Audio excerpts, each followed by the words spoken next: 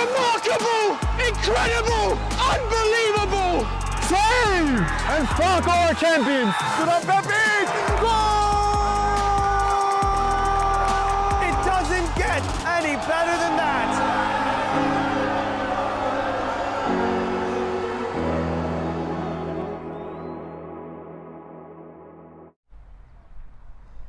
We know one team that will be playing in the APSL Delaware River Conference Final. Now, it's time to find out who will be team number 2. Good evening and welcome to another Game in Frame presentation. Westchester hosts Kensington in our penultimate game of the Delaware River Conference season. You won't want to miss this one. Kickoff in just a few minutes.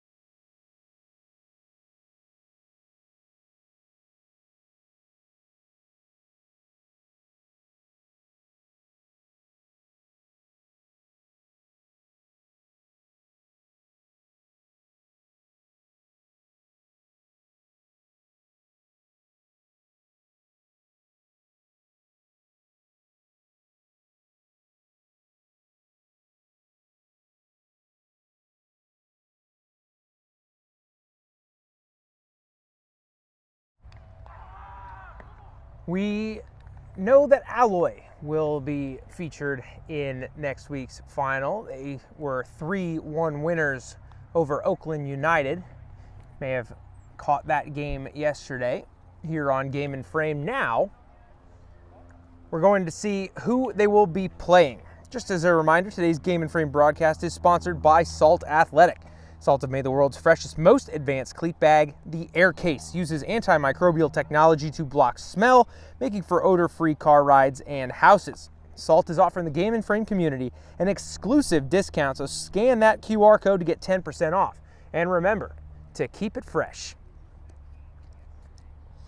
So if you're unfamiliar with the Delaware River Conference playoff bracket, the way it works is there is a regular season champion, and you're looking at them. They're in white on the right side of your screen. That's Westchester.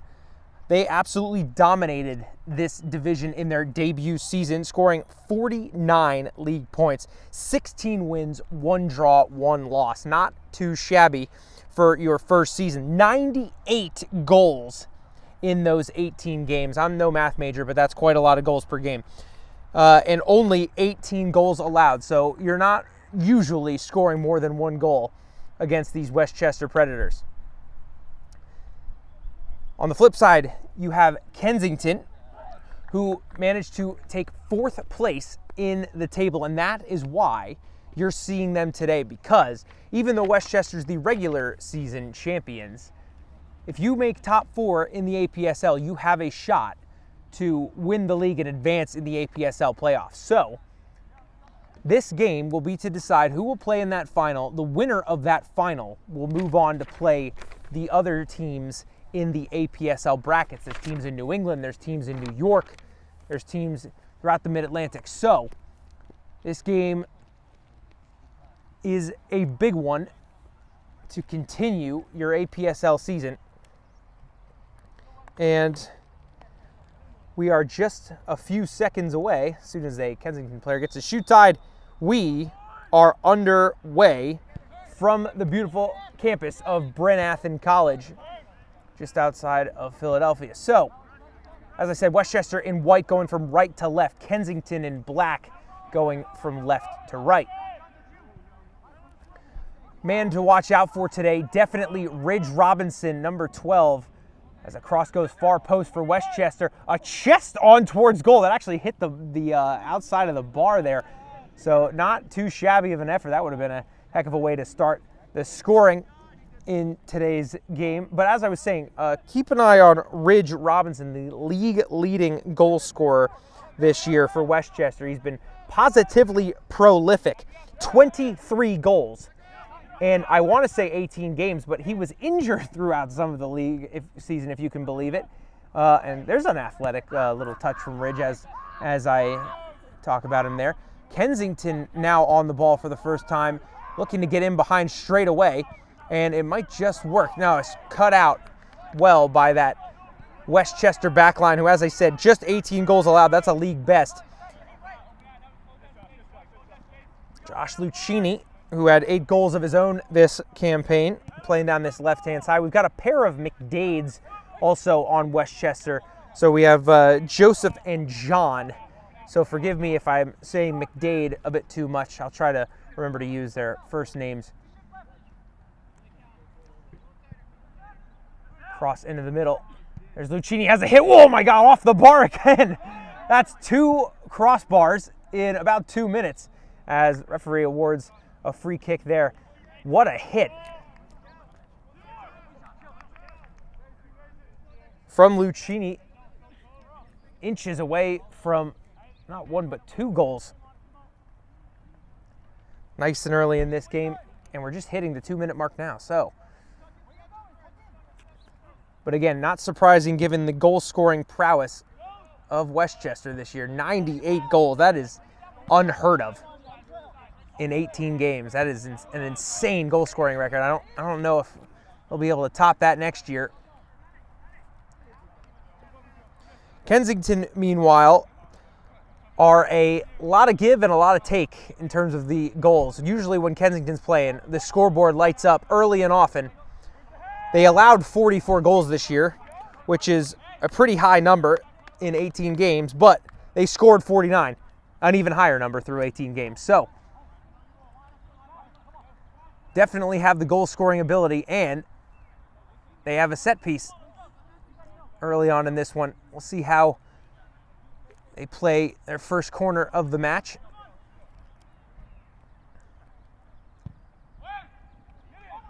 What a header and what a save by the Westchester goalkeeper. A crossbar at the other end and a big save made at the other. That's Eric Axman in goal, who was able to palm that one over the bar. Really strong header from the Kensington man. He really wasn't that close to goal, probably 16 yards out. Got some venom on that header. Take 2 for Kensington. That one's clear to the top of the box. And an audacious volley and quite a ways over the bar. Little shrug of the shoulders there from Hamza Dabor, as if to say it was worth a shot. You can't win the lottery if you don't buy a ticket.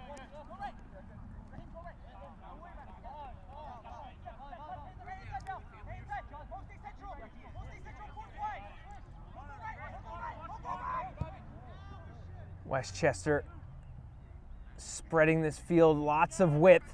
It's working so far. Into the box it goes Westchester. And 2 strong tackles over there by the Kensington defense. That was John Latrine doing his defensive duties.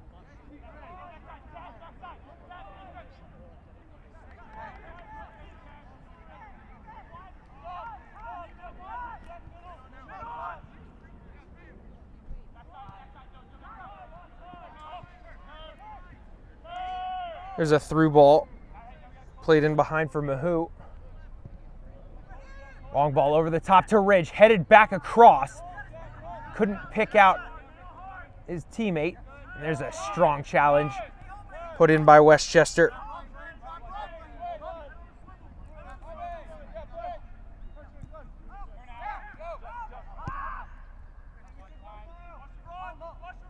All the way across the field for Westchester. More space on this right-hand side. A nice cross put into the middle, headed clear by DeBoer.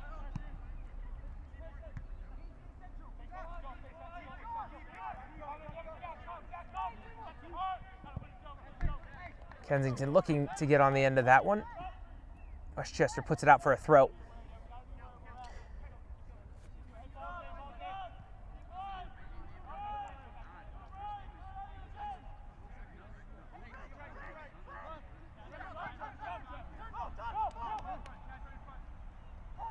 A little slow in the build-up for Kensington.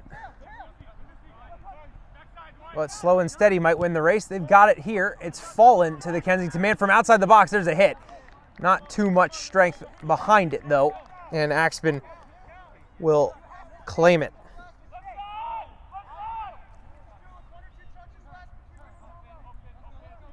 Mahou.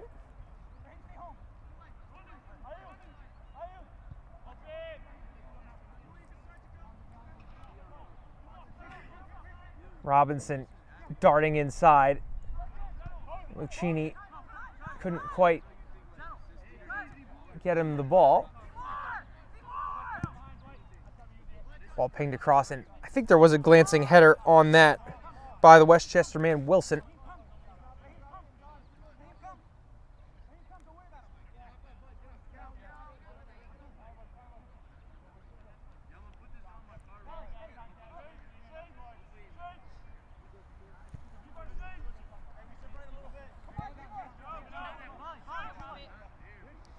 Bobby Dwayne Hickerson on the ball, gets it inside to Robinson. Gets on the turn and tried a little 1-2 with Mahou, almost came off, but Kensington cleaned it up. And look at a darting run by the outside back of Westchester, John Ricks. He's got 2 goals and 3 assists on the campaign, so he's no stranger to that attacking third. I think that one may have come off of the Kensington player. It was indeed. We'll have a Westchester corner.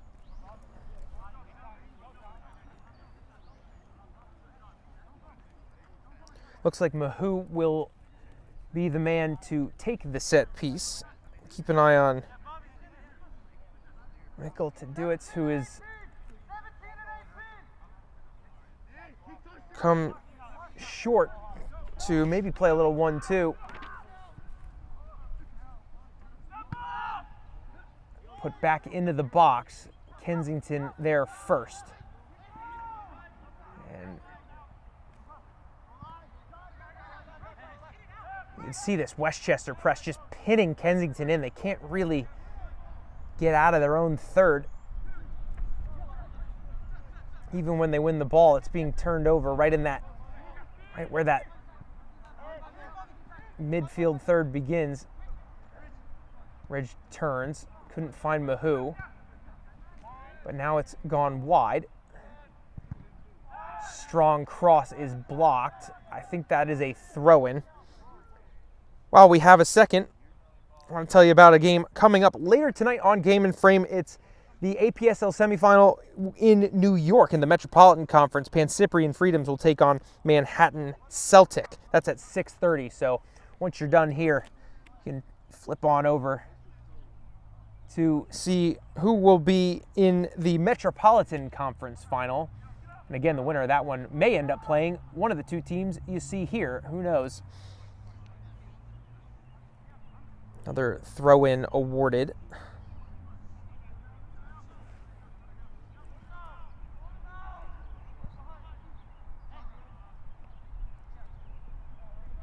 Westchester back on the ball.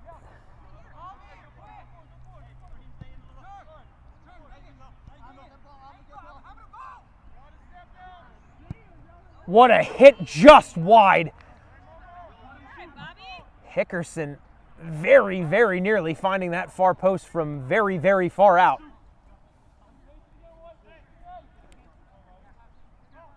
Tell you what, Westchester are launching an assault on that Kensington goal early on in this one.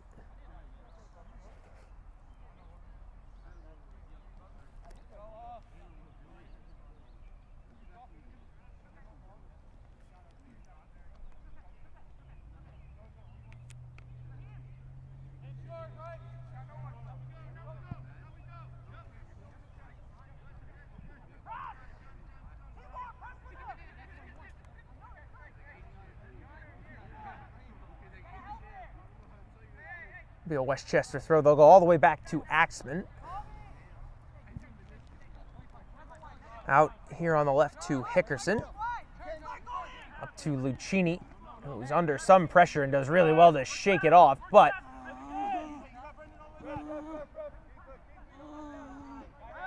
we have a Kensington player down on this near side.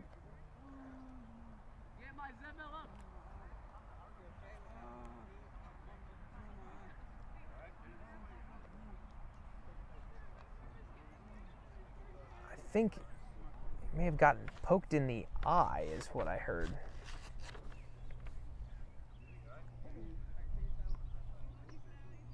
And it looks like, on top of that, we're having a contact issue, which is never fun.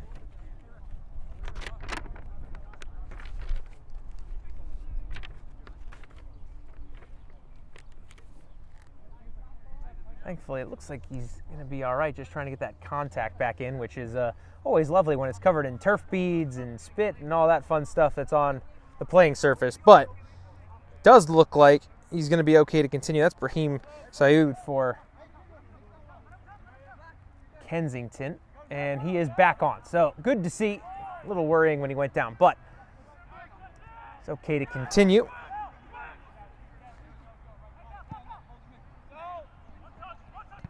Ooh, that's a bad challenge. Now, Saeed didn't really...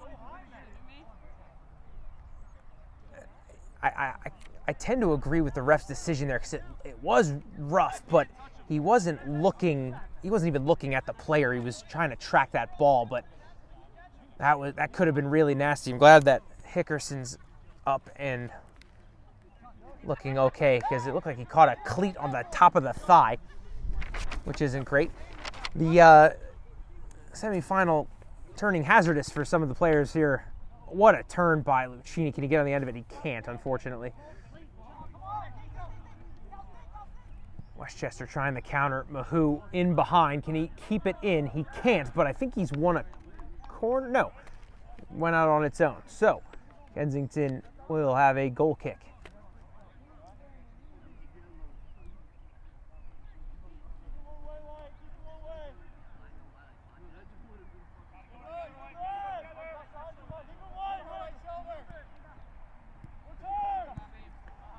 And I think that actually nutmegged the player for Westchester, and that ball did find the intended target, but he was well offsides.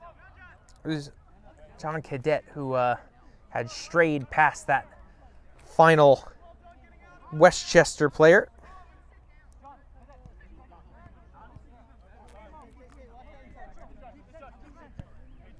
Lucchini goes inside to one of the McDades. That's John McDade.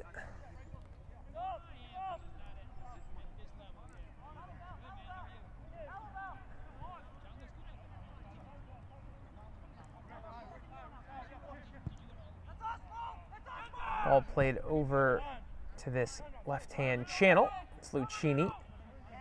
You'll see Westchester do this a lot. The wing back and winger will interchange quite a lot. You see them switching back now as Lucchini's coming into the box, but infield, what a save by the goalkeeper, but it fell right to a Westchester player, and the referee's saying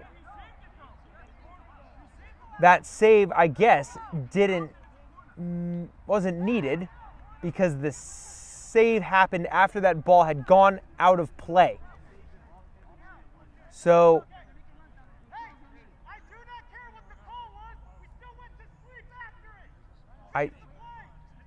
Now the Kensington coach letting his guys hear about the defensive lapse there. What a save by the goalkeeper, needed it or not. That's Brendan Werner, who I'm not sure how he kept that out, to be quite honest with you, but he did somehow.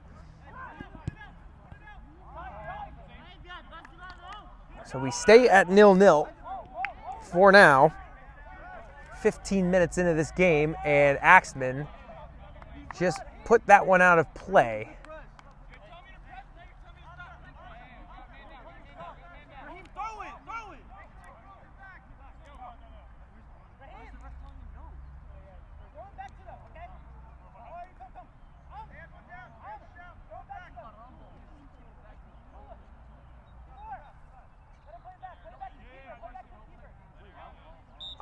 Okay. So Axman was playing that out intentionally, maybe for an injury, I'm not sure. But now they've put it back to Westchester. A lot going on here early on.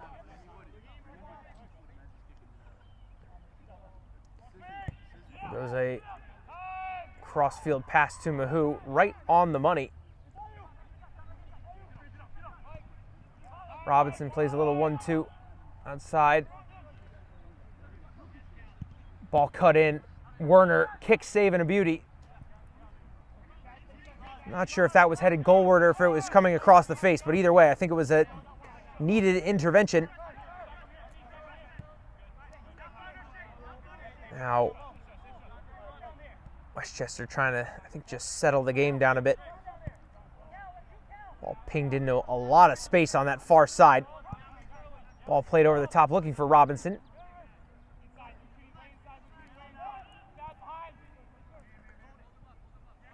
Nice move from the Kensington man, streaking down that left-hand side. And Kensington player got there first. Nice defending, though, from Westchester. That was Timur Temirov, who did get there first, but just touch was a bit too heavy and he was under some pressure from Joseph McDade.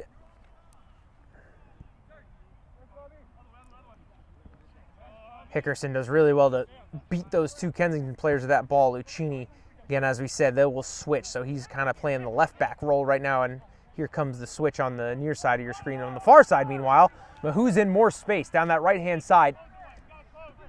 Cuts inside the box, then back out of it. Top of the box, nice hit, but it's right at Werner, who kind of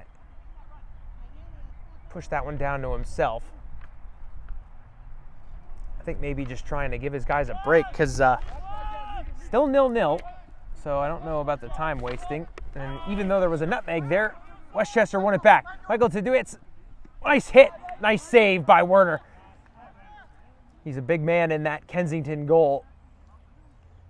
And he's been, man, a couple of nice saves early in this one.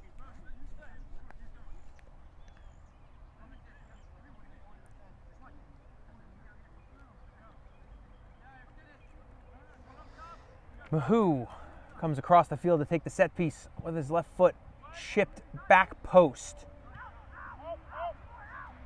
Skied into the middle of the box. It falls for Lucchini, who played a really nice ball to Mahou. He keeps it in. Inside the penalty area now. A little nutmeg inside. Werner fumbled it, and it fell, and that's gone in.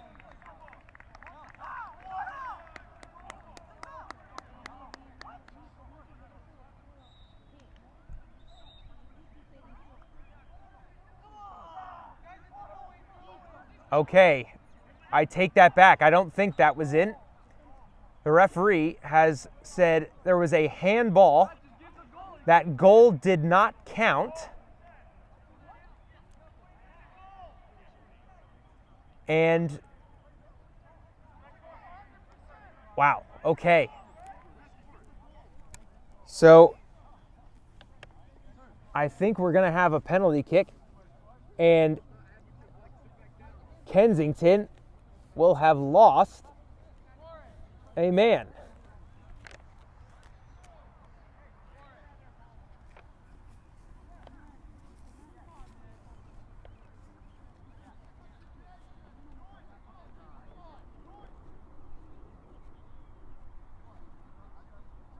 There's a bunch of Kensington players gathered around the official, trying to get an explanation.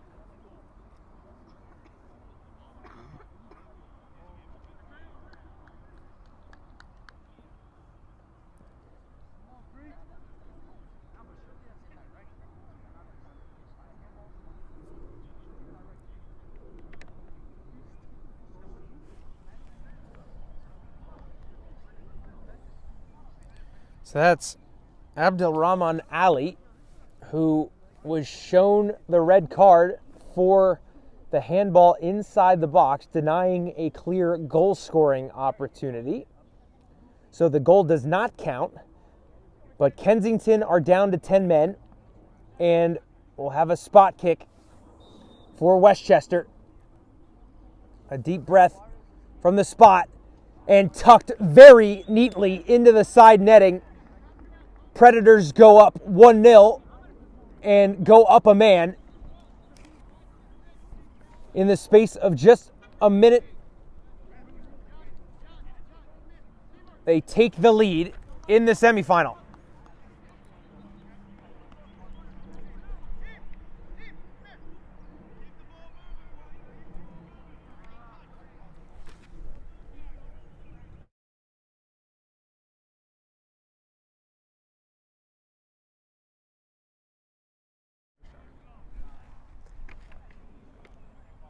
So as we pass the 20-minute mark, the entire scope of this game has changed. Kensington now a man down. Kensington now a goal down. They're going to have to figure out how to proceed against not just the best attacking team in the league right now, maybe one of the best attacking teams ever. That was John McDade on the very neatly taken spot kick. Wrapped it right inside that right post. Even the big frame of Werner couldn't keep that one out.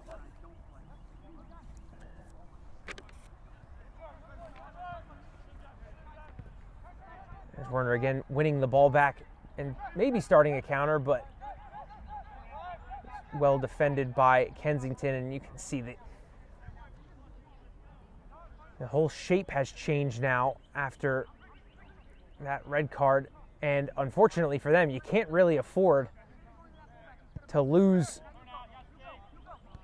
any of your defensive players because there's really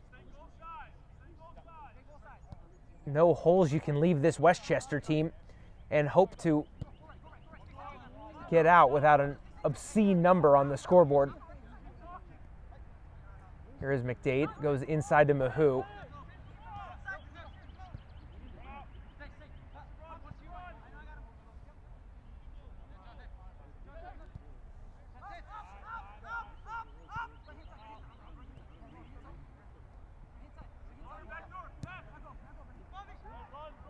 Hickerson on that left foot, but he was offside according to the linesman.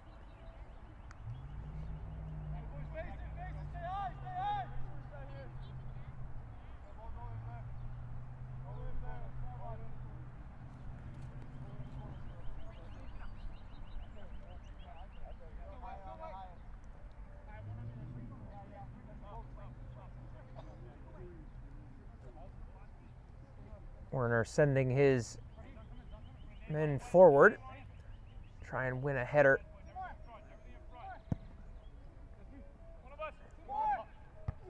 Hickerson says no thank you. And look at that ball played over the top to Lucchini. Does he have the pace on the skipper, DeBoer? Likes to go backwards, goes infield to Deitz. Ball's back eventually to Lucchini. Whipped in, what a cross, and what a defensive intervention that was ended up not being needed because the run from the Westchester man was offside, but what a interception by the Kensington player to get his foot in on that really, really nice cross from Lucchini. Lucchini, kind of the Swiss Army knife for this Westchester team. He filled in up top when Robinson was out injured and did so with great effect. A hat trick against number 2 in the league, Alloy.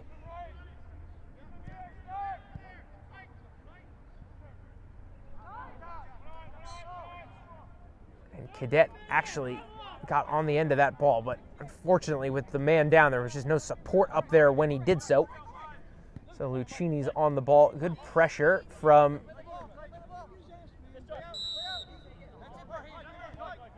the Kensington player. They did get a foul awarded, did Westchester, so they elect to go short.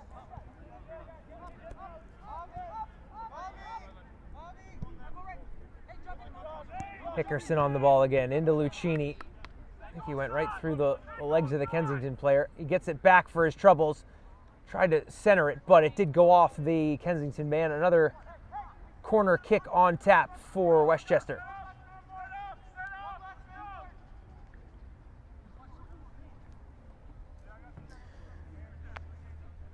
We are now 26 minutes into this first half. Less than 20 to go of the 45. 2 hands up in this near corner. Robinson heads it back towards the center of the box, and a tangle of bodies.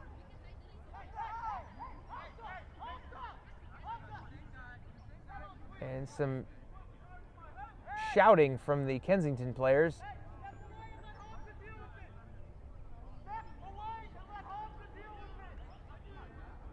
A yellow card is out of the pocket for one of the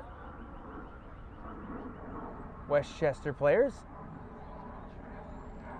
And that's Hickerson that will go into the book.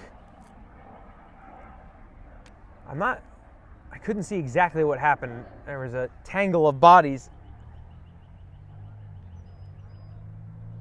off that far post for Kensington. Hickerson will definitely have to be careful because you definitely don't want to be sent off in a semifinal, and I'm unclear about the card rules, but he very well may miss the final if he gets a second yellow here.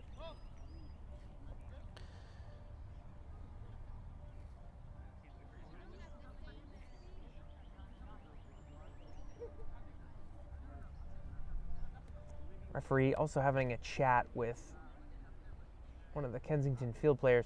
Worth noting, just with all these stoppages, there is stoppage time that will almost certainly be added on to this half at the very least because of all the stoppages. We had an injury. We've had a couple of cards issued that needed some hashing out by the officiating crew. But Werner is about to launch this one. He does so, and Kensington did win the header. Immediately gobbled up by that Westchester midfield, but still bouncing around in there. And Kensington with the first bit of possession in a long time, but again fell to Westchester. That press has baffled many a team this APSL season. Lucchini infield to Hickerson. Tried to center it to Robinson, could not get it to him. It's McDade.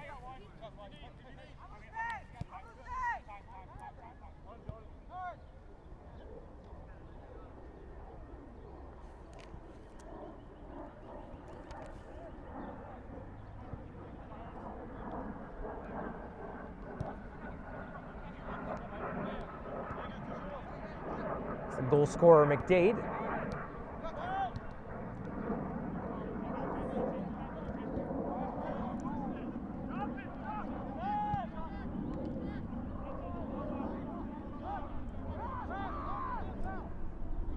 Westchester man wins the throw-in on that far side.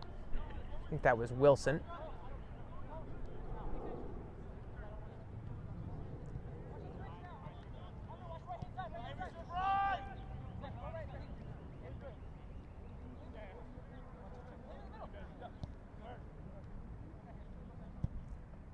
Little clipped ball to that far side.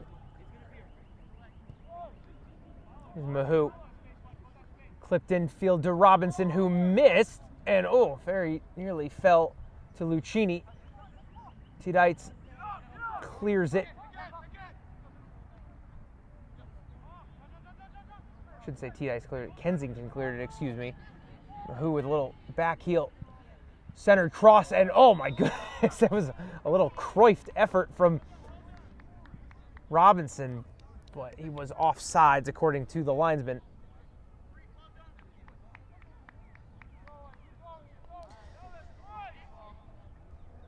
A half hour gone by in the second APSL Delaware River Conference semifinal.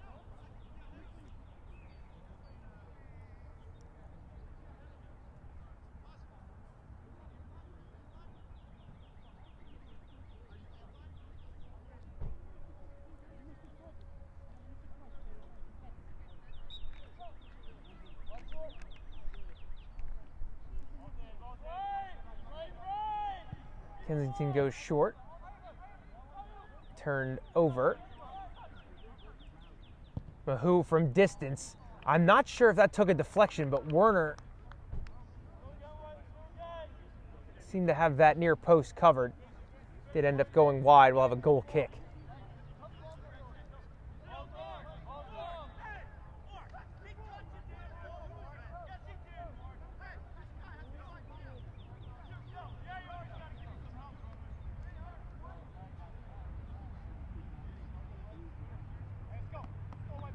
Westchester coaching staff not happy. They wanted a corner kick on that last exchange.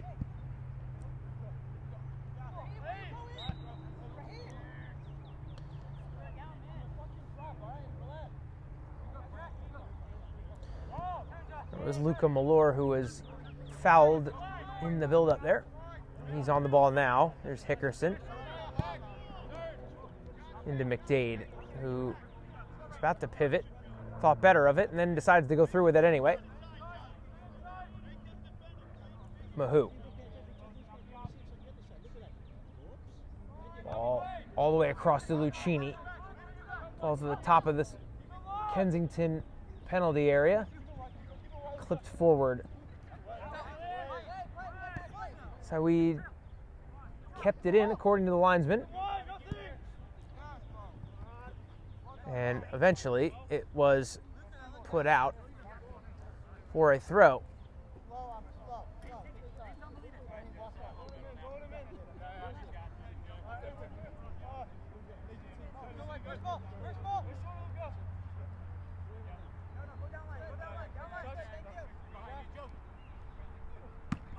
And a strong collision there.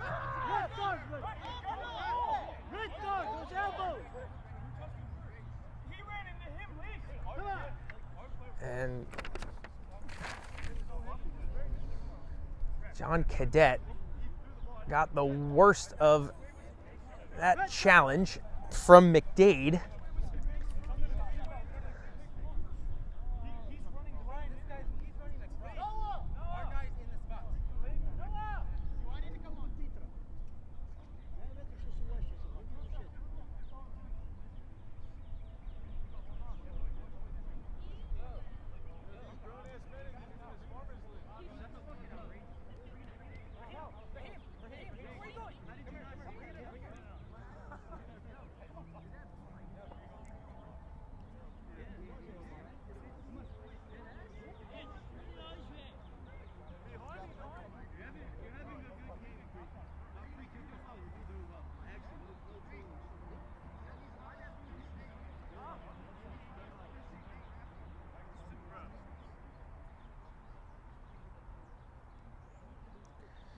Luckily, Cadet is on his feet now.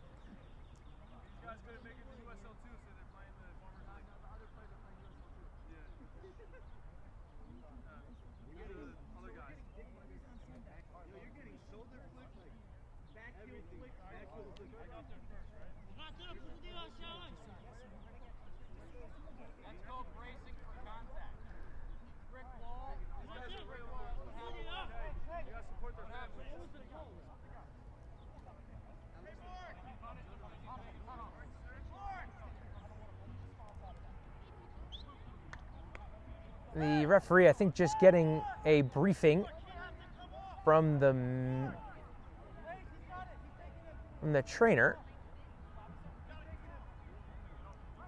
And Cadet has to exit this one temporarily because he was treated.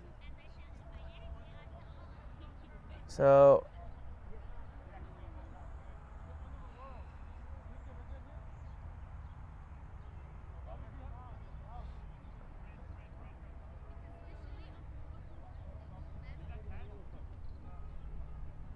referee coming and having a chat with Kensington manager, who, if I'm not mistaken, is former APSL mainstay Noah Blodgett, who, at least for today, has traded his jersey for his coaching shoes.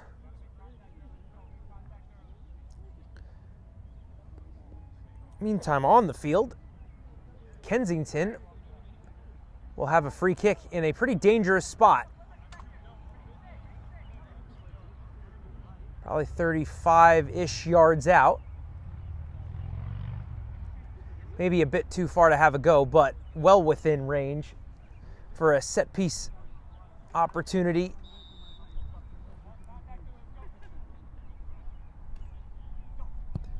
A goalie whips it in, headed clear.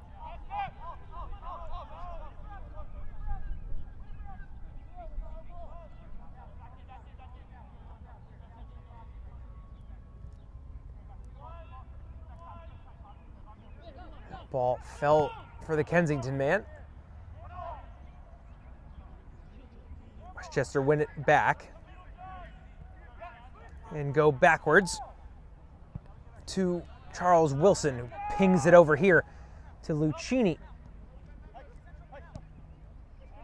Ahead to Robinson, who,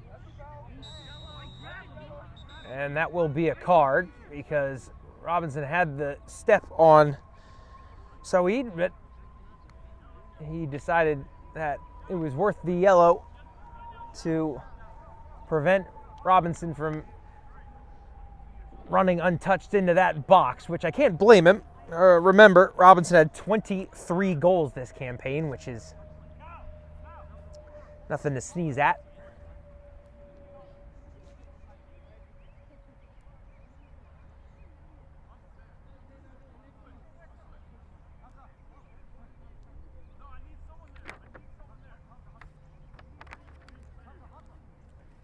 And here's the issue when you're a man down. When you need the wall, you tend to be a little light on markers, as you can see from Kensington. They have all their players. They have 4 players now stacked up in that wall, and there are some white shirts that are free at the top of the box. Here's Mahou, and Werner saved it, and the offside flag goes up. That was not on Mahou's shot. It was on that follow-up. So that first save from Werner, a big one. It was needed. He's having a really nice game back there despite the 1 goal against him, which ended up being just a penalty. And referee says foul play there.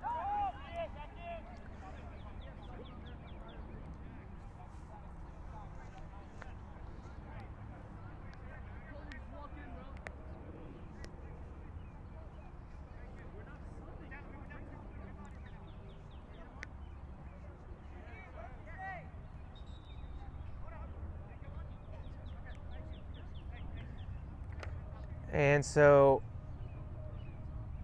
a head injury has been presumably cleared by the training staff.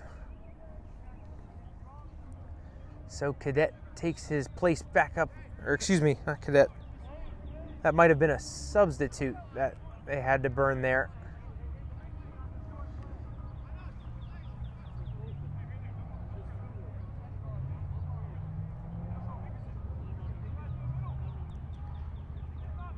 Asakun Masha comes onto the pitch.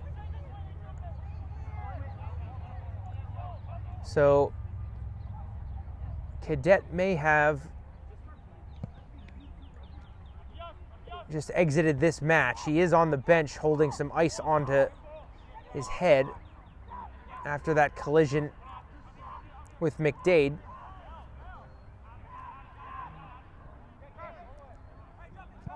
Speaking of McDade, he clears it over to Lucchini, who unfortunately couldn't get that one under control and a lot of space.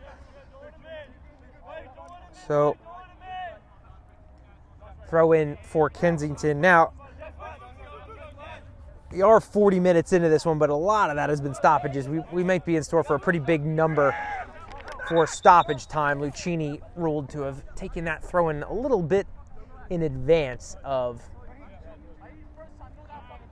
where the throw-in was meant to be taken. So it went back to Hickerson, who got it in from the right spot.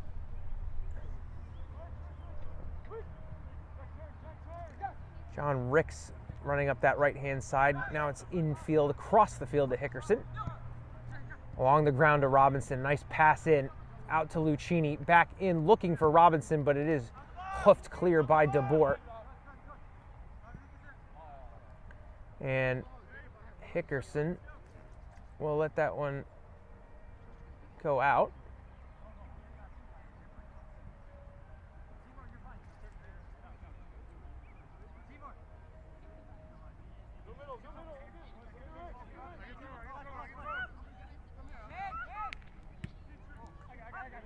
And drop back to Ricks. Here's Wilson. Over to Mahou. Will step overs, cuts in field.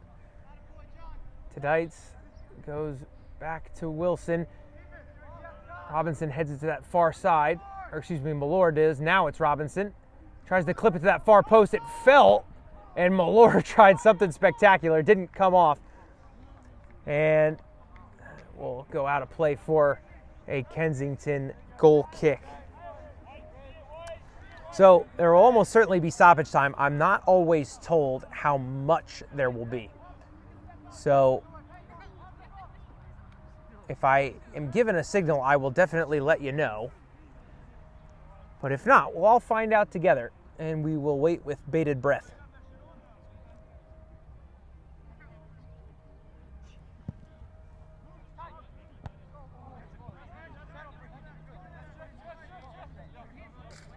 Ball goes out of play. Throw in for Kensington. Saeed for the black and yellow to throw it in. DeBoer hoofs it forward. Nobody home for Kensington. Wilson goes back to Ricks, who returns the favor to Wilson.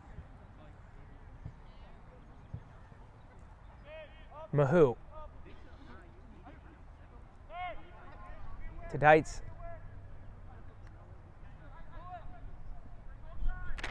Goes out of play for a Westchester corner.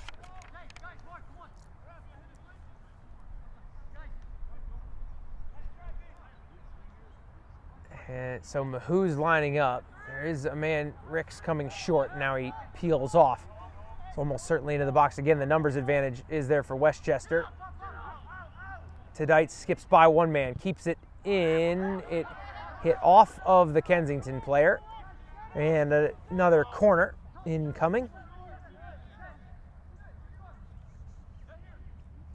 Who again, Tedites is short.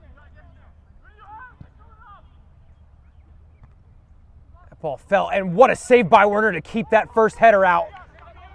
I think he saw it late and got a big paw out to his left. And Robinson onside in the box, a step over. Tries to spin his man, goes backwards to Malort. Infield along the ground, that was Hickerson in there.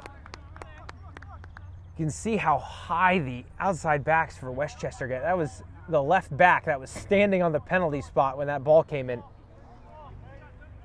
So 45 minutes gone. So we'll see how much stoppage we are in store for.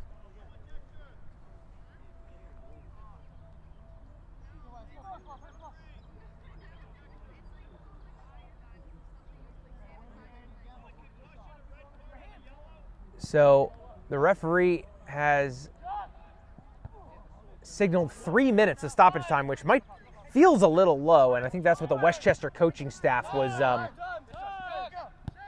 inquiring about. But apparently 3 minutes. 3 minutes of stoppage time. That ball played forward in behind the Westchester backline. Well dealt with by McDade.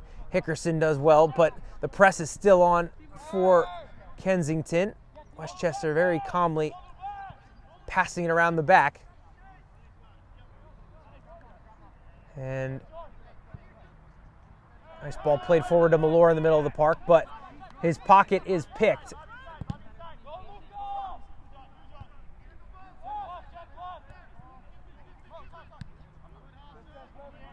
DeBoer puts his foot through it.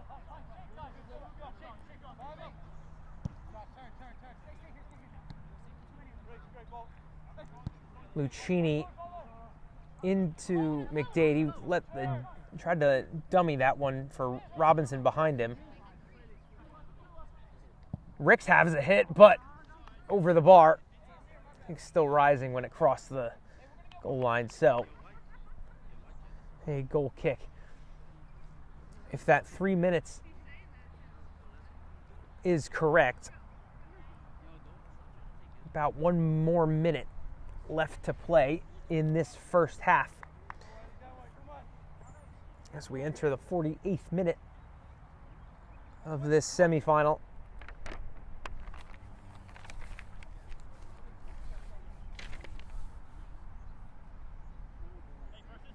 Werner sends it away.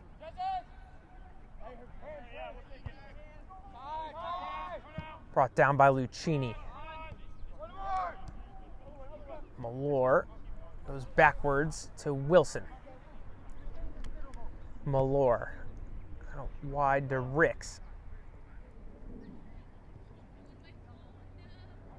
Mahu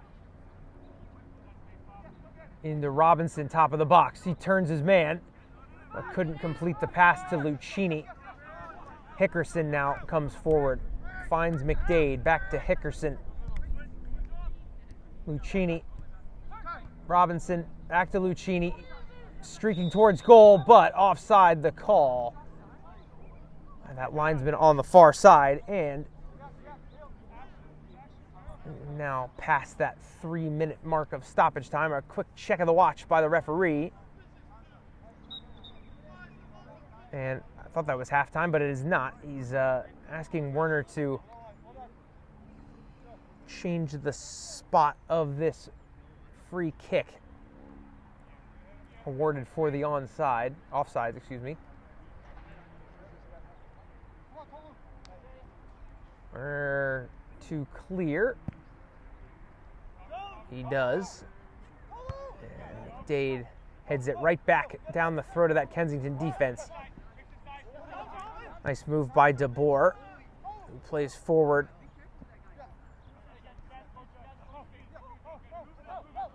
And Malore a little late on that challenge. Kensington player goes down.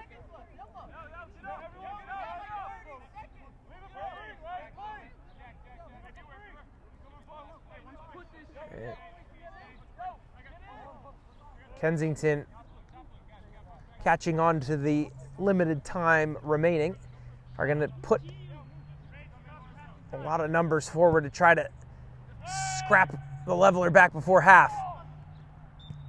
And there's the halftime whistle. Your score from Brynathan College. Westchester 1, Kensington 0. Second half coming up soon. Don't go anywhere.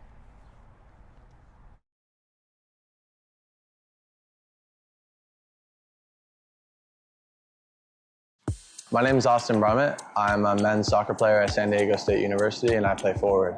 The Salt Air Case helps block odor from my cleats when I'm driving in my car or when I'm keeping my cleats inside my house, so I don't have to worry about it stinking up my room. It helps me keep track of my cleats and my shin guards, so I know that they're together, and I don't have to worry about tracking them down or losing them or stressing out about where they are.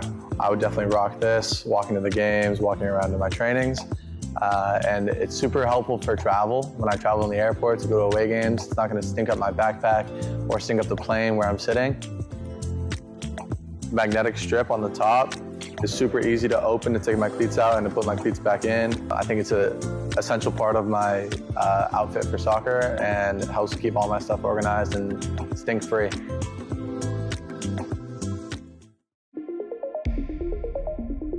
A quality highlight reel is crucial for college and pro recruitment. A lot of services offer generic solutions, but at Game & Frame we know every player is unique and needs a personalised approach to win over coaches. Our process is simple. We work with any footage, and if you need help finding your best plays, we'll review games for you. Once we've finished, you'll have a reel you can upload to any recruitment platform. We've helped hundreds of players get the attention they deserve, including placements in Division 1 programs. Scan the QR code or email us for a free consultation and start the journey to maximize your recruitment potential.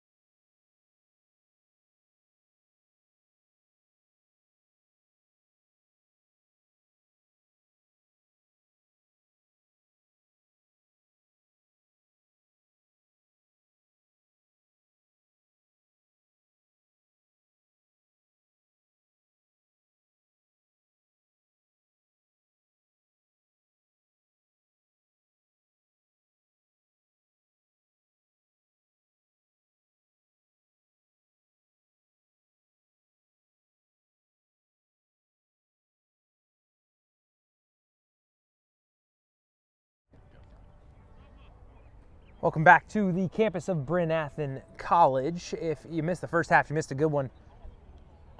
Westchester up 1-0 over Kensington. Unfortunately for Kensington, one man was shown a red card, so they are a man down. Reminder, today's Game and Frame broadcast is sponsored by Salt Athletic. Salt to be the world's freshest, most advanced cleat bag. The Air Case uses antimicrobial technology to block smell, making for odor-free car rides and houses. Salt is offering the Game and Frame community an exclusive discount, so scan that QR code to get 10% off, and remember to keep it fresh.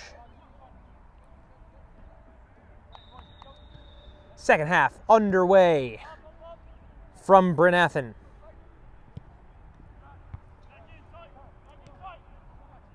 And the buzz at halftime, of course, over that controversial call where the Kensington player was sent off. Penalty was awarded, penalty was converted by John McDade. Big note, Luka Gogidze is in the game for Kensington, which is quite a sub to have if you're Kensington. He had 10 goals on the campaign, was one of the league leaders each of the last 3 years. So a super sub if ever there was one. Kensington, of course, need a goal to level this one up. Ricks crosses it in. It falls inside the box, but Gogidze falls on it and plays a really nice ball out ahead of him. Fortunately, the numbers disadvantage, making support a little light for Kensington.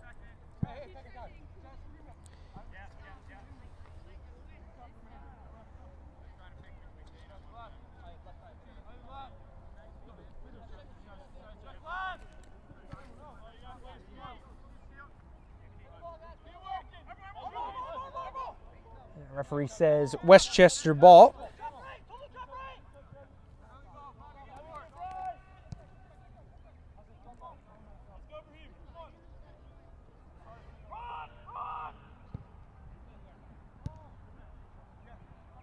Interesting shape for Kensington they're playing. It seems like a 4-3-2 since that red card, with Asakun Masha coming on up top after Cadet went down with a head injury.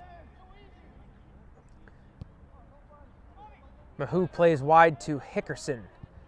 Left foot into the box. He hit Lucchini, but Lucchini couldn't keep the header down and falls for a goal kick.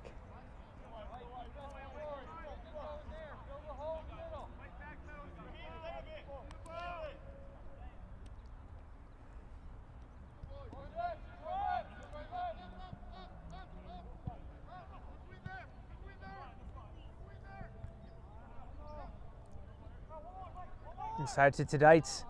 Over to Mahu in space inside the box. He has a hit and finishes very nicely into that top left-hand corner. Westchester doubles their lead. It's 2-0.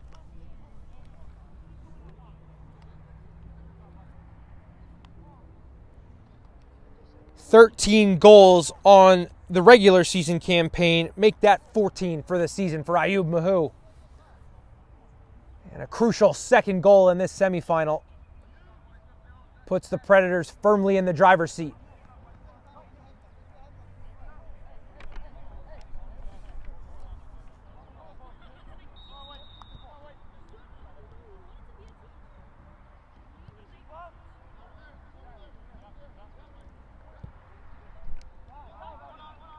Hickerson picks this one off.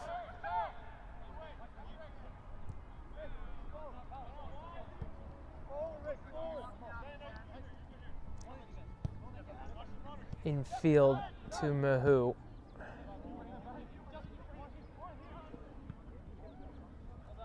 Ricks gets on the end of that one, but he was headed off at the pass by John Latrine, and it'll be a Kensington goal kick.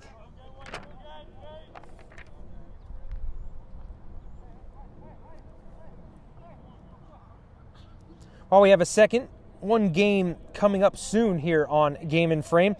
Pancyprian Freedoms taking on Manhattan Celtic.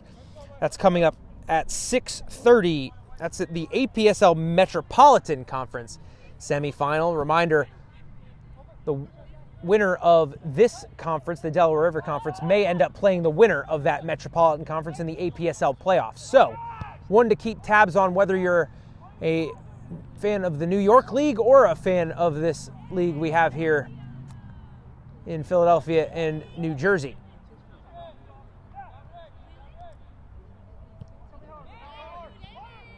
Ricks with a beautiful touch over the Kensington man, and he gets it back. A little cross looking for Mahou, but goes out for a corner kick. Mahou on to take it, as he has been doing all game. Tedites looks interested in a short one, but thinks better of it. So into the box goes Mahou's service. Hickerson won the header, and it fell, and whoa, I thought the net rippled. I thought that went in, but must have come off a Kensington player. We'll have another corner.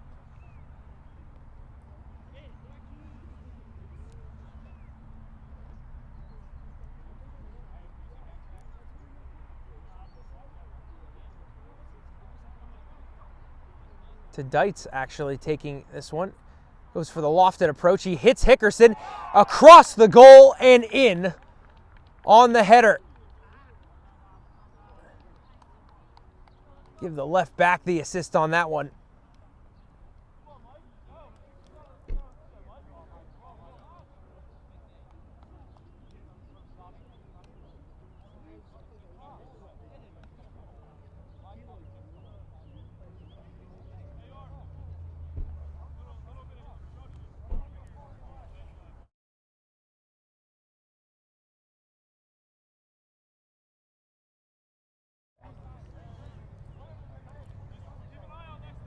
There's the potency of Westchester. It's about 7 minutes into this first half, 2 goals. Handball awarded against Kensington.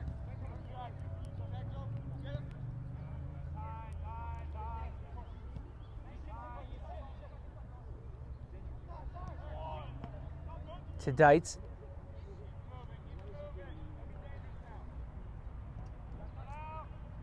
McDade, goal scorer. There's Gagidze. Oh, lovely little chipped ball forward. Unfortunately, a bit too much mustard on it. Sakun Masha couldn't quite get there.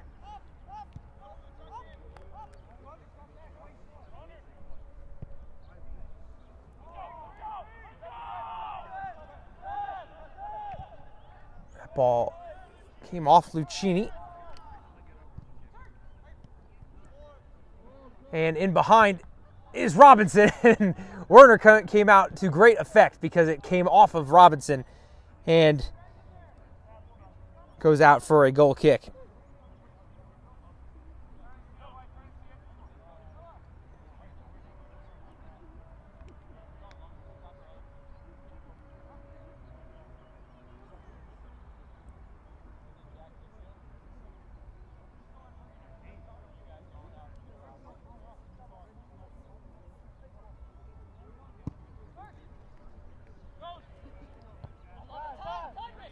Header won by Westchester.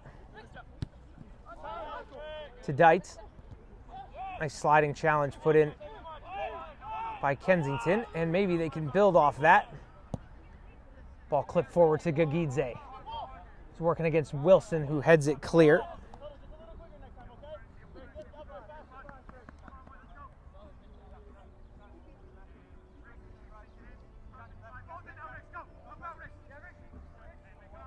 Confirmation that that goal was scored by Joseph McDade.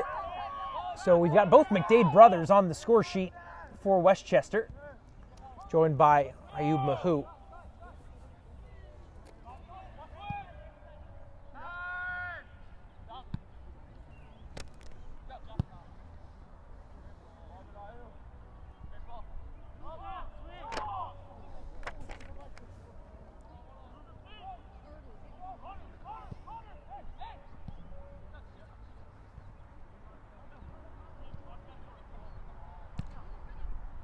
Ball looking for John McDade, but put out of play by Kensington.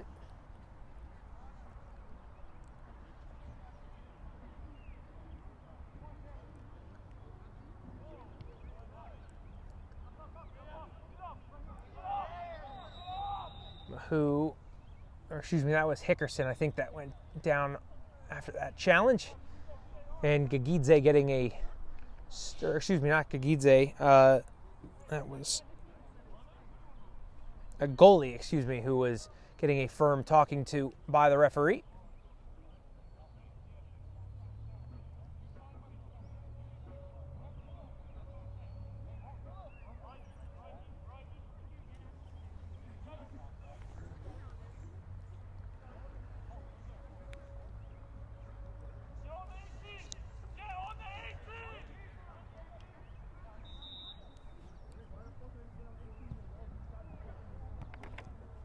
Ball falls to the top of the box for Malora, who has a hit, but just scythed across that one.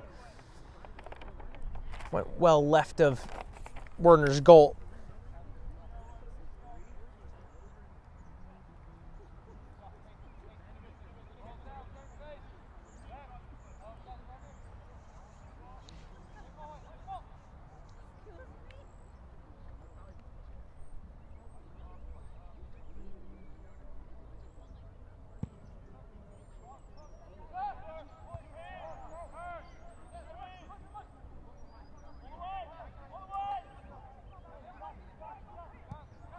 Zipped in to Mahu, looking forward to Robinson, who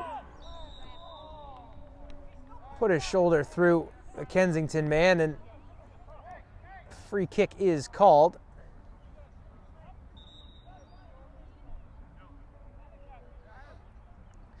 Substitutes coming on for Westchester, and all three goal scorers will be coming off. Mahu, McDade, and McDade, that's John and Joe, all take a seat. And we'll watch the remaining half hour and change from the bench.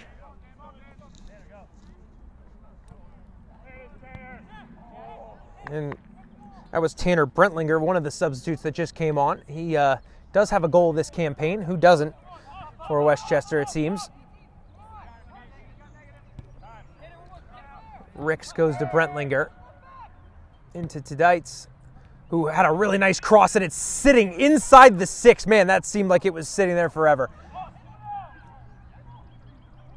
But eventually, Kensington get it clear and have a little bit of time to possess the ball, which hasn't been the case much of this game. Fortunately, turning it over, though. August Axman, presumably the brother of goalkeeper Eric Axman, who picked that one off. Here's Brentlinger. To Dite.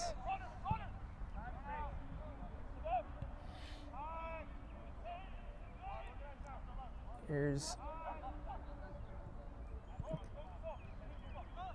Hickerson trying to combine on that far side. They just end up going backwards.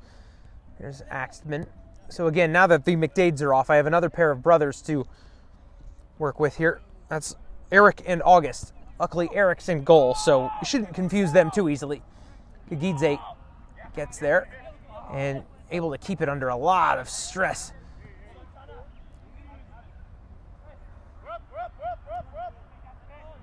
All the way back to Werner, who goes back to Latrine.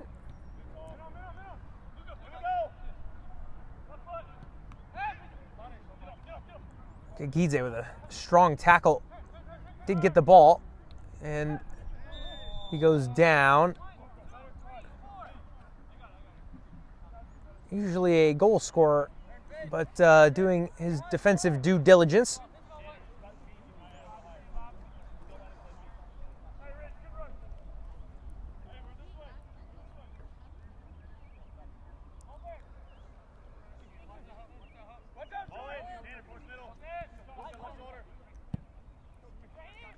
Kagidze over the top. Westchester win it back. Hickerson looking forward to Tidites, but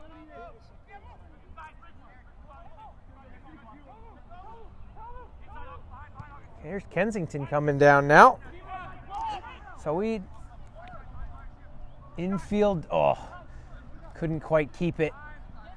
Touch got away from him, and now Westchester building out from the back.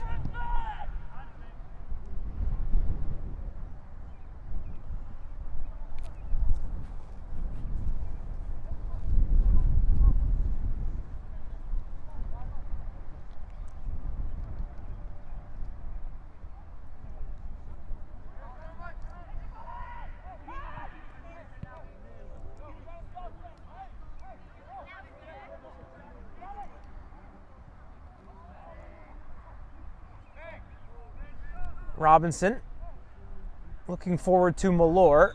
Offside flag is up. Less than a half hour left to play in this semifinal.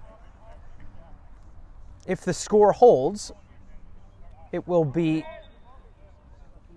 Westchester moving on to that final, taking on Alloy Soccer Club. And that'll be an interesting one. Two fixtures. They were both on Game in Frame this year. First game of our season was Alloy taking on, as Axman will come claim this one, was Alloy taking on Westchester in Lancaster. So home game for Alloy.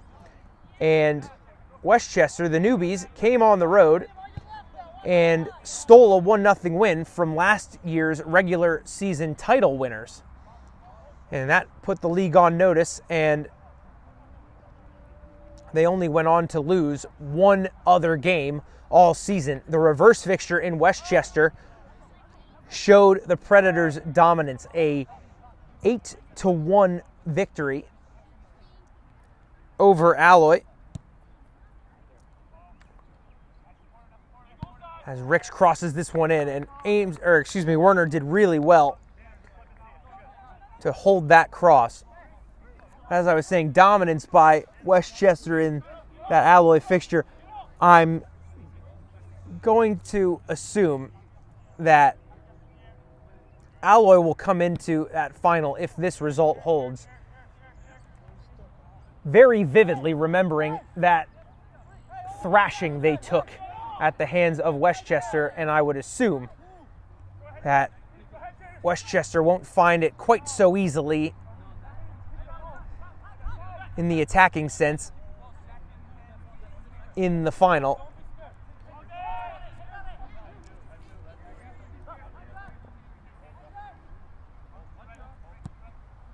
Ball clipped forward, looking for Saweed, but it's Westchester who win it back.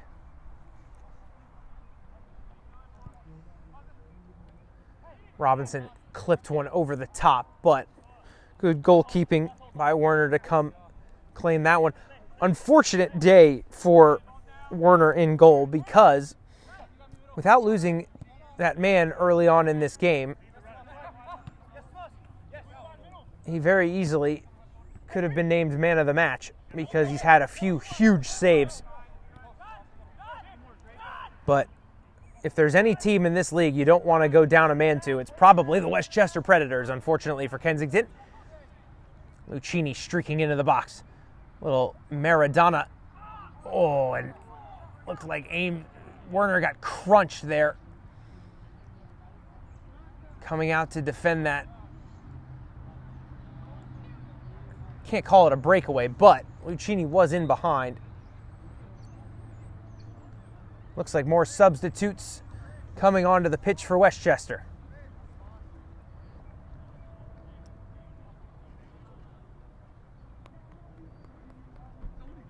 So we'll see who makes way. I think that's Tidites, who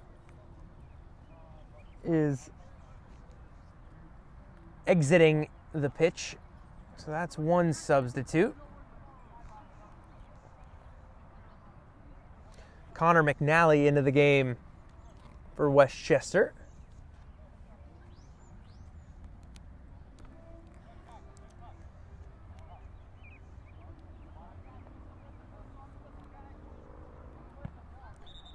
Corner was taken before the whistle sounded.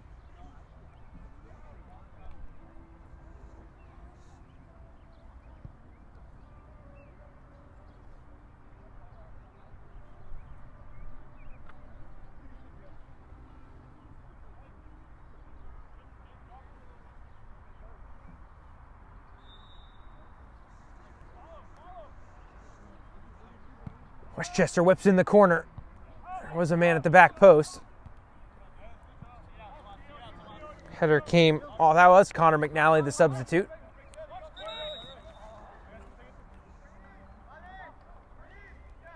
Substitutes now coming into the game for Kensington.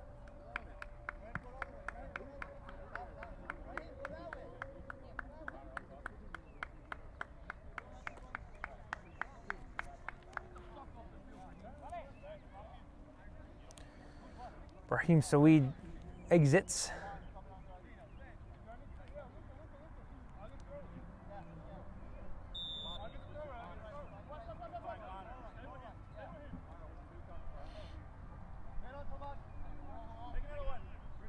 Here's Thomas Asoli, who just came onto the pitch as well.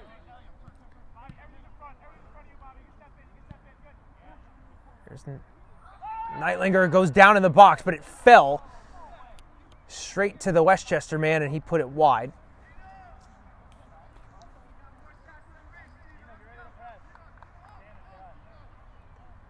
So I can't confirm that my hunch is correct, but my hunch is that the man that just took that shot might be backup goalkeeper Valentin Nice.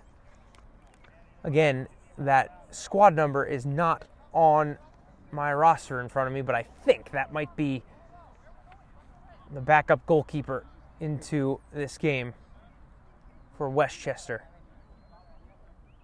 Certainly tall enough to be a goalkeeper. He's a big boy, number 14, right in the middle of the field there. Just got confirmation from one of our spectators that my hunch was correct. Here's Malore. That left side of the field. Wow, beat his man very well. Into the box he goes. Nobody home on the cross, though. Ball whipped in back post, and that was a dangerous-looking ball, but too close to Werner.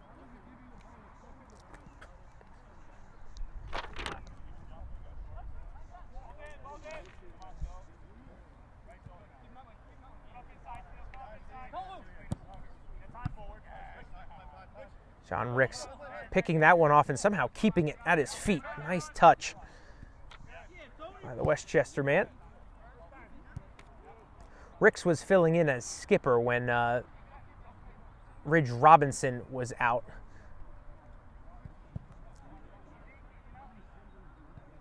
Hickerson playing a little combination and getting rewarded for it. You saw that combination all day. Hickerson helping the attack. That ball rolled inside to Nice, who I think tried a little back heel.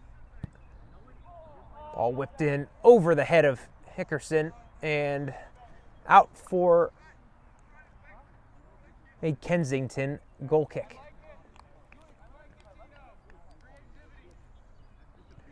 Little over 20 minutes remaining of the 90.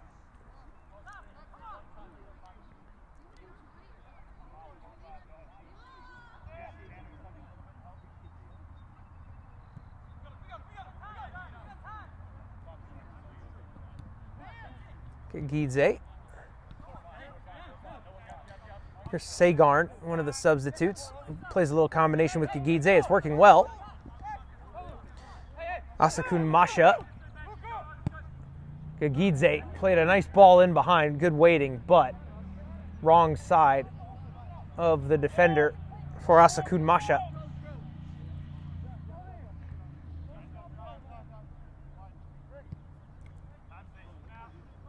Here's Ricks. Brentlinger. Looking for Nice. Couldn't find him. Gidze. It's a shame about the Kensington red card because Gagidze is being forced to play very deep, which is unfortunate because we'd love to see him further forward where he really shines, but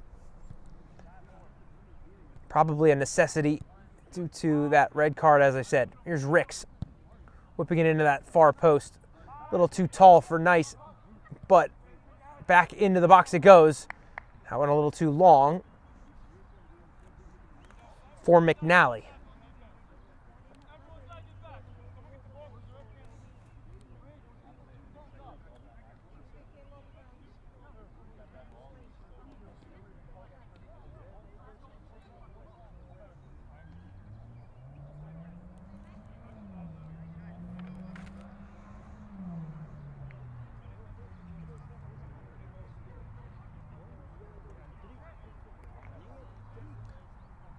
Werner was just having a word with the assistant there. I'm not sure what it was about. If I had to venture a guess, it would be, why didn't you get that ball for me? Because it was a long run for Mr. Werner. And he's had a lot of work to do today, unfortunately. Ball's thumped forward. Asakun Masha, who did win the header on the second time of asking.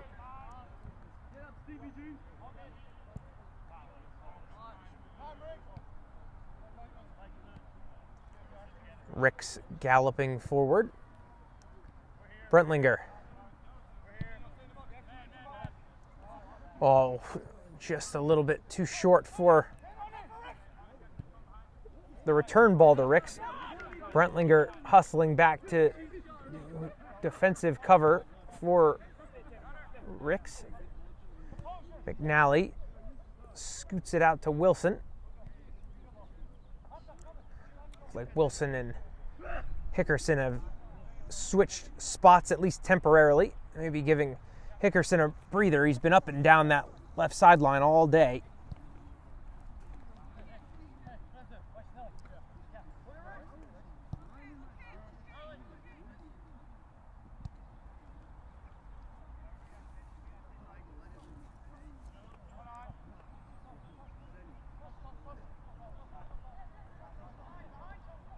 Strong challenge from Westchester, and here's Malort.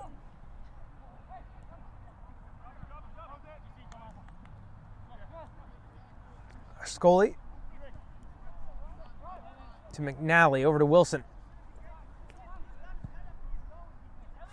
Cross lofted in, headed clear by Sagarn.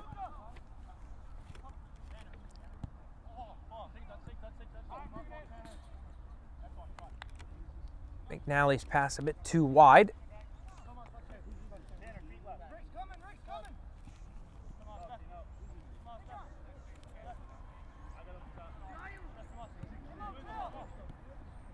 Our goalie under a lot of pressure.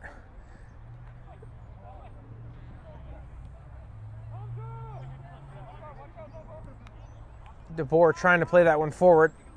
Picked off. Here's Valentin Nice. Oh, lovely through ball played forward by the backup goalkeeper. But offsides the call on Mr. Malort.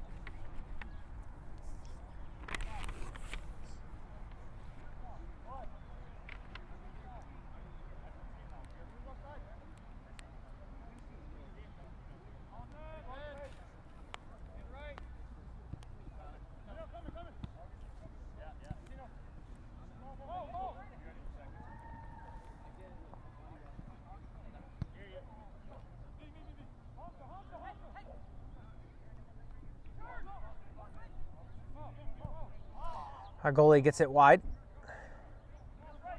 Right under the outstretched foot of Malort.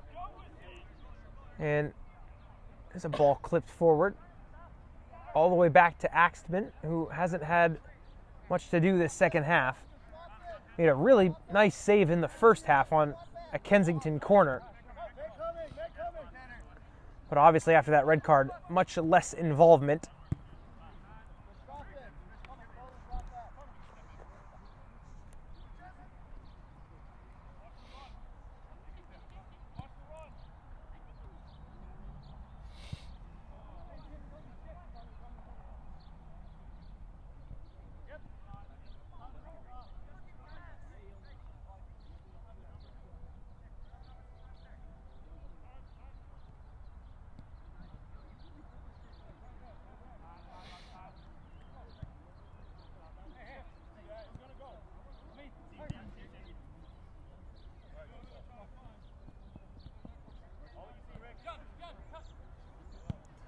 And Mr. Ricks got a little bit under that one, and it was about 3 goals to the left of the real goal.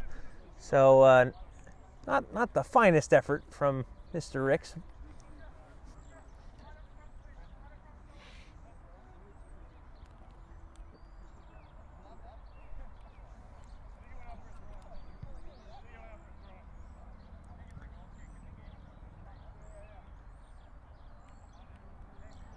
Not to pile on Mr. Ricks, but I think that ball is actually closer to the parking lot than the goal. I tease because he's actually scored some, or showed some goal-scoring prowess with 2 this season. So hopefully he won't be too upset with me saying that, but here's McNally. Hickerson.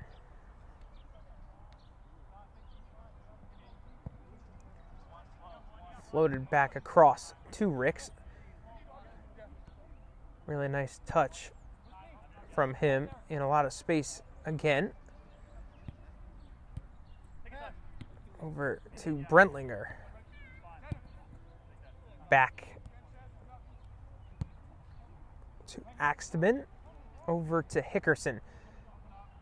I think that switch might have been permanent because Hickerson's been playing firmly back at that center back role, and Wilson's been, oh, the ref should really blow the whistle here.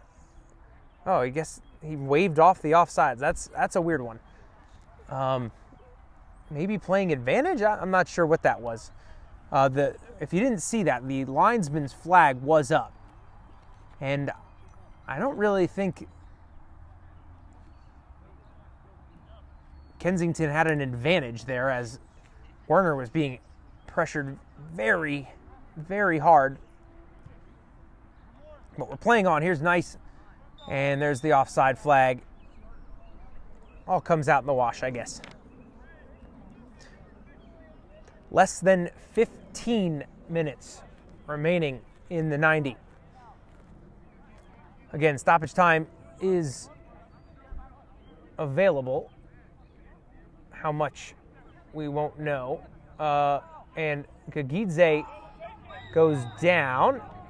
So Gagidze, I think, was also fouled before that. The referee played advantage, and then for his trouble, Gagidze got a second whack on the leg, it looked like. So hopefully he's all right. But this is representing one of the best chances of at least the second half, if not the game, for Kensington here. This is a dangerous spot for a free kick. See if Kensington can whip this ball across the face of Axtman's goal. Gagidze lining it up with his left foot. A goalie lining it up with his right. If I was betting man, I'd bet on Gagidze, and sure is. Pounds it into the wall. Floats it. Axtman comes and claims. Little side volley. Didn't go quite to plan for Mr. Axtman. Played a worm burner right up the middle of the field.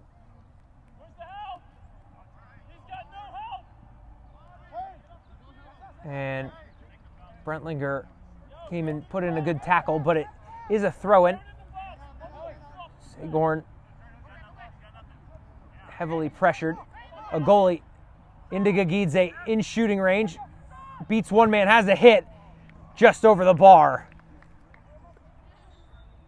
And you can see why. I'm wishing that Gagidze was playing a little further forward, because he is an exciting player in that attacking third. Again, unfortunately, he's playing more of a holding role this evening.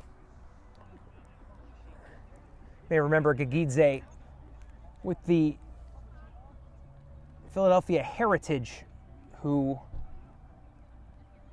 won the regular season title a few years back, thanks in no small part to several goals from Mr. Gagidze, double-digit goal scorer each of the last 3 seasons.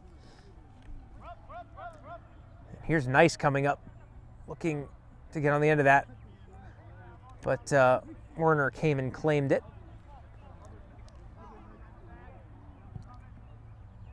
Ball pinged forward. Wilson heads it clear.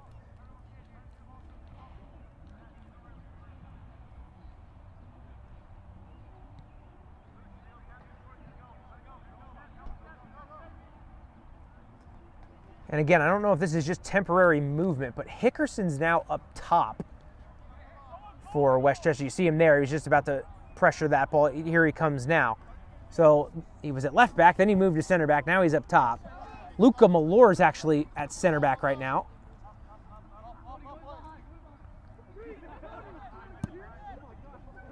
Ball played over the top. Down goes Ricks. Looking for Gagidze. Can't get there, but it will stay with Kensington, at least for now. Temporarily, though. Brentlinger turns it over. Kensington back on the ball. A little more possession for Kensington in the last few minutes. Less than 10 left to play, not including stoppage. Axman comes and claims that one pretty well. Wilson to Malor, and they'll swing it around the back. To Axman, to Ricks, to Brentlinger. Infield to Ascoli. McNally. Wilson.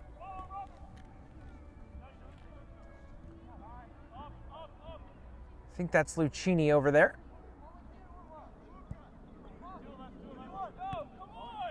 Brentlinger back to Ricks. And he goes back to Brentlinger. And it will be a corner.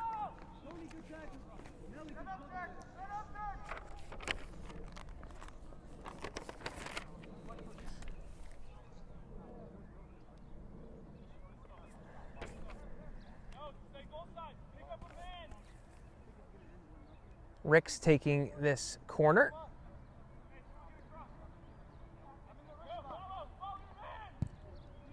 Whipped in, headed clear by Kensington.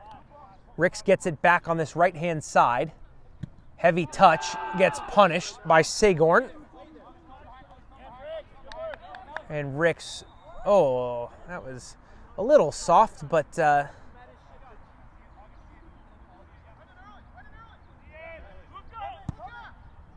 free kick was awarded. Nice header by Malor, clears it away from Gagidze. Gagidze is up top now. So we'll see if he can get an opportunity back there. Look at Hickerson running through, and really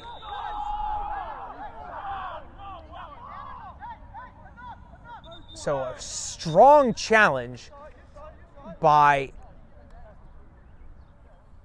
the Kensington man, and this is where you'll get two schools of thought on refereeing. That challenge did get 100% ball, but he went through the Westchester man to get there.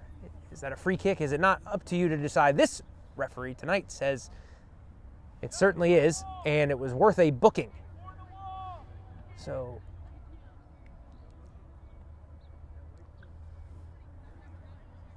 a little over 5 minutes remaining.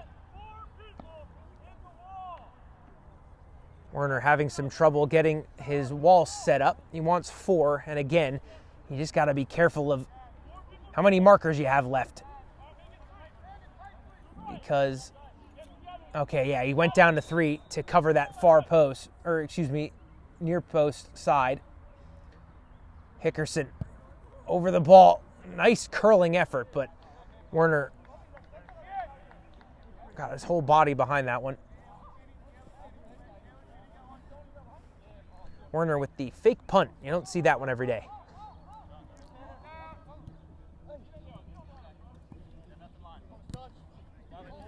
Anthony Colon stripped of that one. Here's Brentlinger in a lot of space.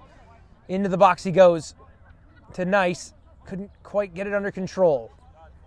Kensington takes over. DeBoer looking for options. Can't find any and kind of hoofs it out of danger. Westchester ball.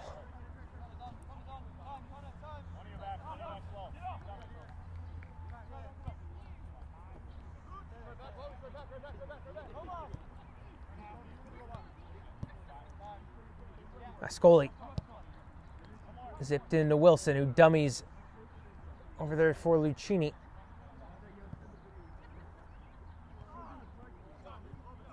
Cologne trying to beat Brentlinger, and Cologne goes down. Little celebration there after being awarded the free kick.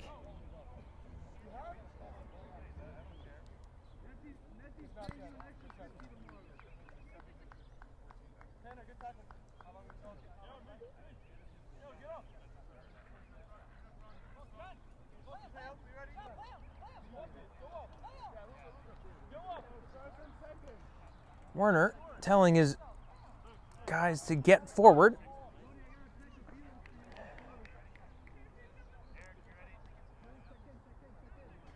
And the assistant referee saying that ball was about 3 yards too far forward. So it is in position. Here's Werner's free kick. Heading towards that back line. Well defended by Axtman.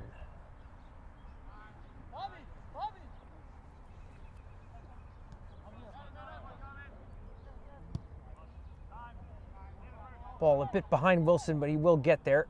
Play back to Malore. Axtman.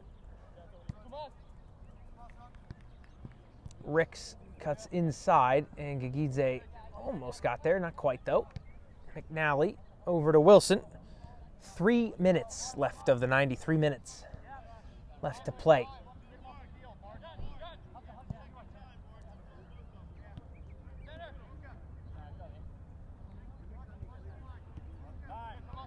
Dickerson goes back to Ascoli. McNally all the way back to Malore. Axtman, Ascoli.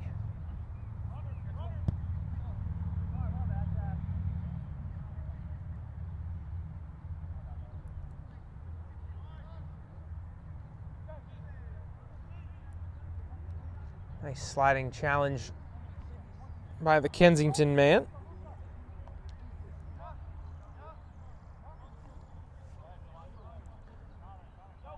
Nice to throw this one in. Ascoli. Oh, a little volley, but it's straight at Werner.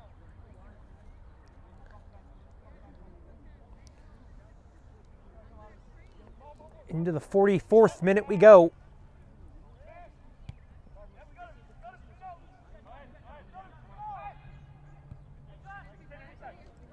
Hickerson still busting to close that ball down.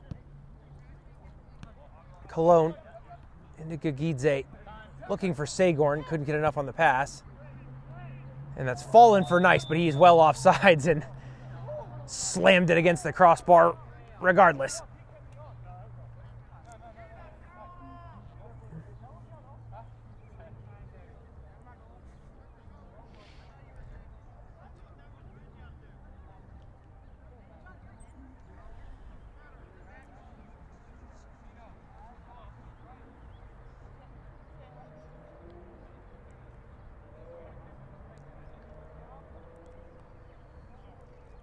We are in the 45th minute, or excuse me, the 90th minute of this match.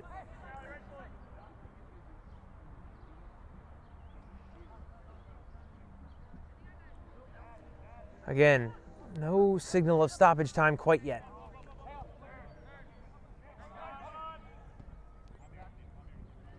Ricks goes backwards.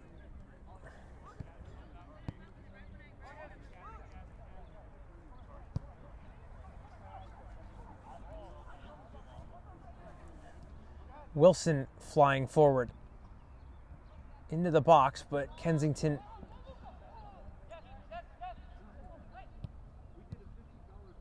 tried to clear it.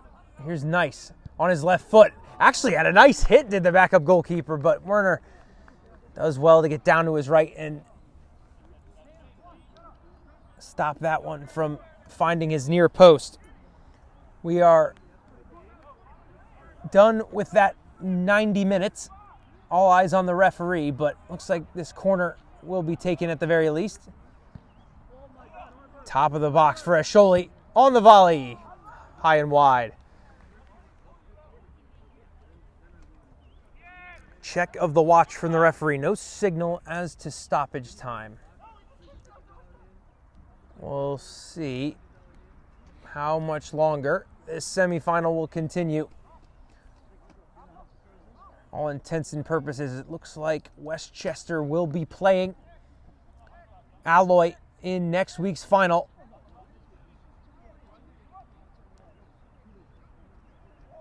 Offsides is Westchester.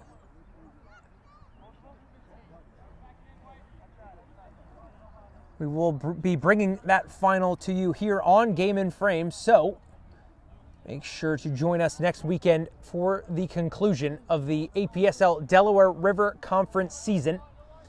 We'll see who will be moving on to play in the wider APSL playoffs. That's it from Bryn Athyn. Your final score, Westchester 3, Kensington 0. Don't go anywhere. Interviews coming up in just a few minutes.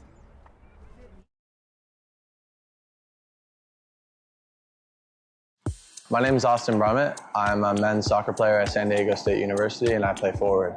The salt air case helps block odor from my cleats when I'm driving in my car or when I'm keeping my cleats inside my house, so I don't have to worry about it stinking up my room. It helps me keep track of my cleats and my shin guards, so I know that they're together, and I don't have to worry about tracking them down or losing them or stressing out about where they are. I would definitely rock this, walking to the games, walking around to my trainings.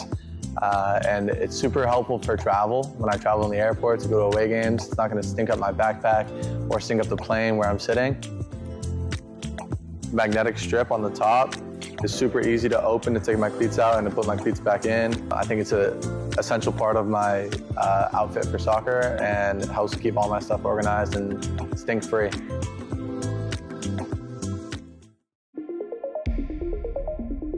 A quality highlight reel is crucial for college and pro recruitment. A lot of services offer generic solutions, but at Game and Frame we know every player is unique and needs a personalised approach to win over coaches. Our process is simple. We work with any footage, and if you need help finding your best plays, we'll review games for you.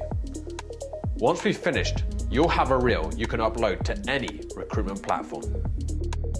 We've helped hundreds of players get the attention they deserve, including placements in Division I programs. Scan the QR code or email us for a free consultation and start the journey to maximize your recruitment potential.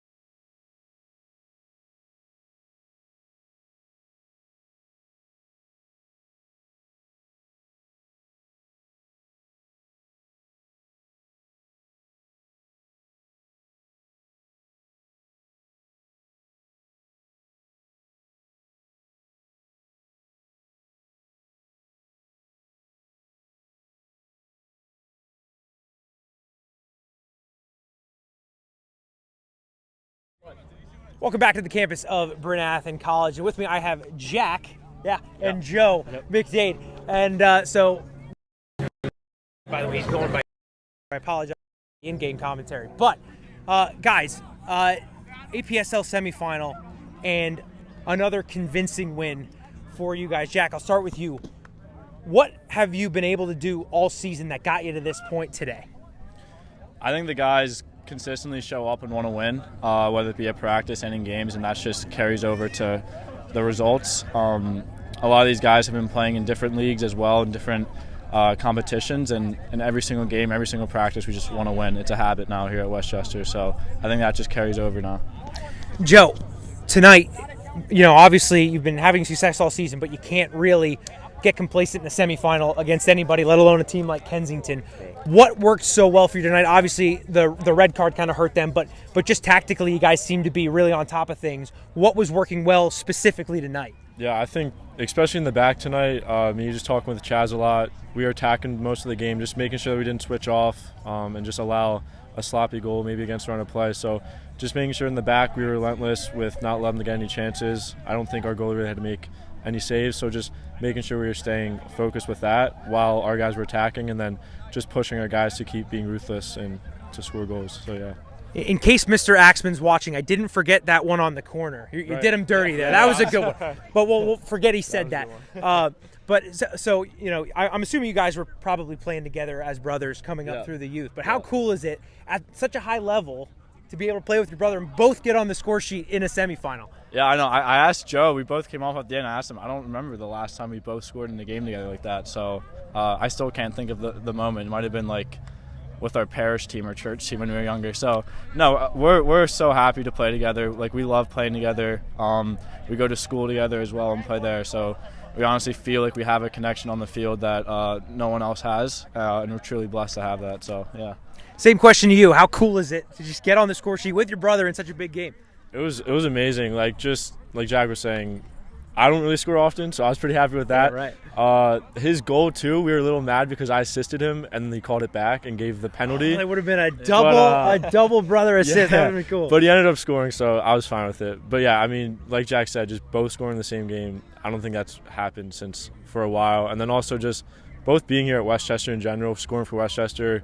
Or we had two older cousins that were twins as well, played here at Westchester, Shane and Connor Bradley. So just being here, scoring for them meant a lot for us. Yeah. Pretty cool moment here for Westchester with Jack and Joe McDade, two of the three goal scorers here tonight in that 3-0 win for Westchester. I'm Jake Gillespie for my man Nick on the camera. Thank you very much for watching this Game in Frame presentation.